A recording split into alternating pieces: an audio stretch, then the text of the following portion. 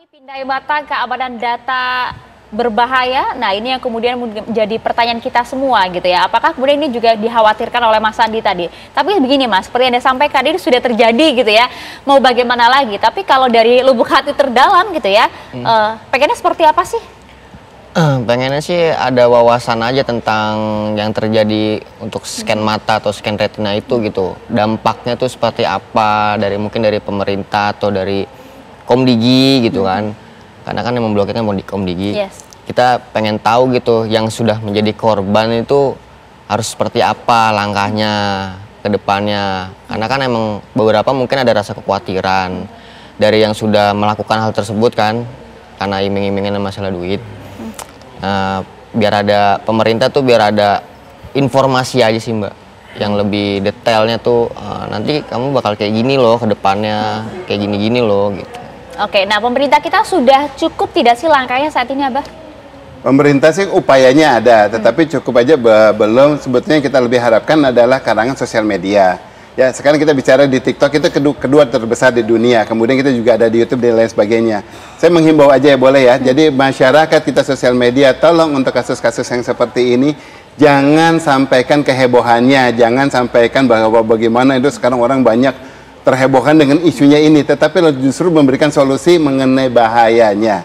Sudah saya utarakan tadi bahayanya seperti apa. Mari kita orang yang lebih mengerti, kalangan intelektual, bantu orang-orang seperti Mas Sandi di sini untuk bisa lebih mengerti. Di luar sana masih banyak yang nggak ngerti. Tadi aja bilangnya kan barcode. Saya yakin bukan barcode, seperti itu namanya QR code. Karena sekarang udah nggak ada barcode yang di sini yang kotak, betul kan bentuknya kotak. Nah itu yang namanya QR code. Nah kalau orang dimudahkan lagi dengan dibilang dengan istilah-istilah yang agar mengiming-imingi bisa, akan lebih banyak korban lagi dan negara kan orang kita. Oke, lah kalau sudah banyak seperti ini apa yang bisa mereka lakukan, Abah? Nah, kalau dari mereka kan nggak ada. Dari mereka tadi dibilang kan udah pasrah karena tadi ada faktor finansial.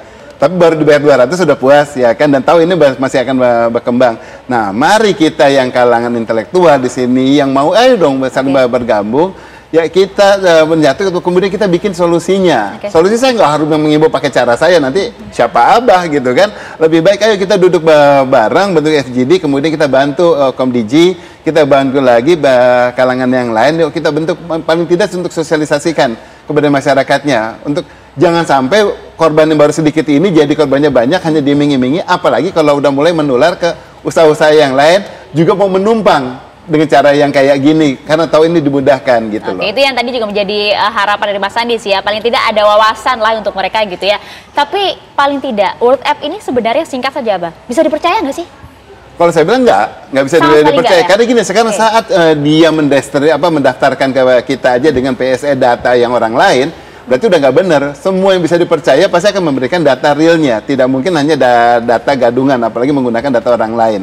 Yang satu. Ya, kedua, apa yang dia sampaikan tidak spesifik untuk dijelaskan mengenai untuk apa data ini. Ya, yang ketiga kita tahu dia semuanya adalah dari dunia artificial intelligence yang bisa kembangannya sampai kemana-mana. Itu tidak pernah dikomunikasikan. Bahkan di literasinya OpenAI juga tidak dijelaskan. Oke, artinya kalau yang sudah kemudian memberikan scan retina mereka, bisa apa mereka? Nggak bisa apa-apa ya, datanya sudah ada kan, itu data identitas ya, biometrikal udah nempel di kan. Nggak mungkin saya anjurkan Mas Sandi ganti matanya udah bagus. Ya kasih dia di situ kita ya, gitu. Jadi sebetulnya yang perlu kita sadari secara sosial ya, jadi digital ini sudah menjadi bagian yang tak terpisahkan dari kehidupan kita. Jadi ke depan kita akan menyaksikan perubahan itu cepat ya, banyak ya. Nah kalau kita tidak mau menjadi korban segala macam, memang mau tidak ada pilihan lain, kita harus belajar terus-menerus, memperkaya pengetahuan kita, dan gunakan itu perangkat yang kita punya itu bukan hanya untuk sekedar asik-asik saja ya. Jadi internet itu ya belahan ininya banyak, untuk media belajar segala macam, plus minusnya itulah yang harus dimaksimalkan sehingga kita terhindar dari potensi-potensi kejahatan. Semoga kemudian pemerintah juga kemudian memberi kejelasan terkait dengan hal ini dan juga dampak serta mitigasi agar hal-hal yang tidak diinginkan tidak terjadi. Terima kasih banyak Abah, terima kasih Mas Sandi, Mas Septa atas waktunya bersama dengan kami. Vena.